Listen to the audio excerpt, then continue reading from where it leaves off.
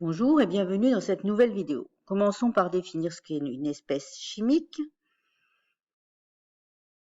Une espèce chimique est constituée d'un très grand nombre d'entités chimiques identiques à l'échelle microscopique, comme par exemple des atomes dans un clou en fer par exemple, des molécules que vous trouverez dans un verre d'eau, des molécules d'eau, ou des ions si vous avez une solution ionique.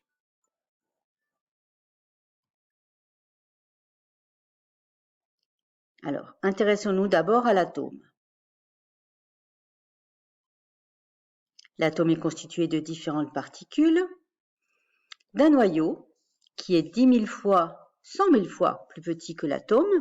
Ce dernier est essentiellement constitué de vide. On dit que l'atome a une structure lacunaire. Autour de ce noyau gravitent des électrons. Dans ce noyau, il y a des protons et des neutrons. L'ensemble de ces protons et des neutrons constitue ce qu'on appelle des nucléons. Et on peut savoir pour chaque atome, grâce à un certain nombre d'informations, le nombre des particules. Alors, il y a A, qui constitue le nombre de nucléons dans le noyau, et ces nombres de nucléons sont répartis en deux parties. Les protons, il y en a Z, Z s'appelle le numéro atomique, ou le nombre de charges, et N c'est le nombre de protons. Et si on additionne ces deux-là, on trouve le nombre de nucléons, qui s'appelle aussi le nombre de masse. Alors parlons justement des masses des particules. Les protons et les neutrons ont pratiquement la même masse, de l'ordre de grandeur de 10-27 kg. Les électrons, eux, sont beaucoup plus légers, de l'ordre de 10-30 kg, et donc la masse des électrons est environ 1000 fois plus faible que celle d'un nucléon.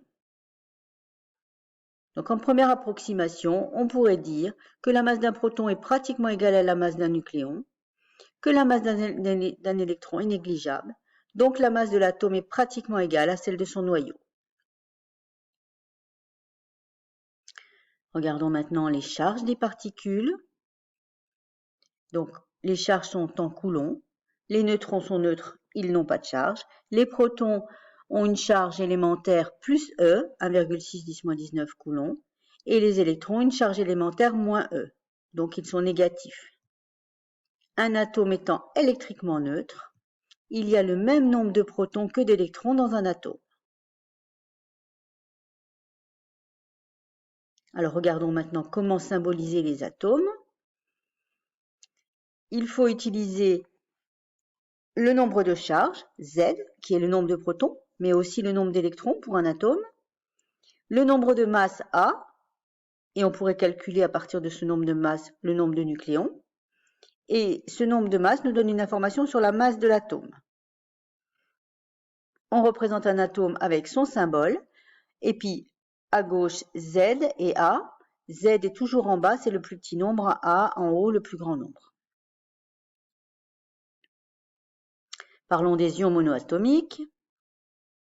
Un ion monoatomique est formé à partir d'un atome qui a gagné ou perdu un électron. Donc regardons de plus près ce que ça donne. Un anion, c'est un atome qui a gagné un ou plusieurs électrons. Donc il devient un ion négatif. Anion négatif. Comme par exemple le fluor. Le fluor qui gagne un électron va devenir F-. Un cation est un atome qui a perdu un ou plusieurs électrons, il va devenir un ion positif, comme par exemple le calcium qui perd 2 électrons et qui devient Ca2+. Le nom d'un solide ionique commence toujours par celui de l'anion et se termine par celui du cation. Donc par exemple, on a du fluorure de calcium avec les deux ions dont on vient de parler. Mais la formule chimique, c'est le contraire. On met d'abord le cation et ensuite l'anion. On écrira CaF2. Merci de votre attention et n'oubliez pas d'aller réaliser le formulaire.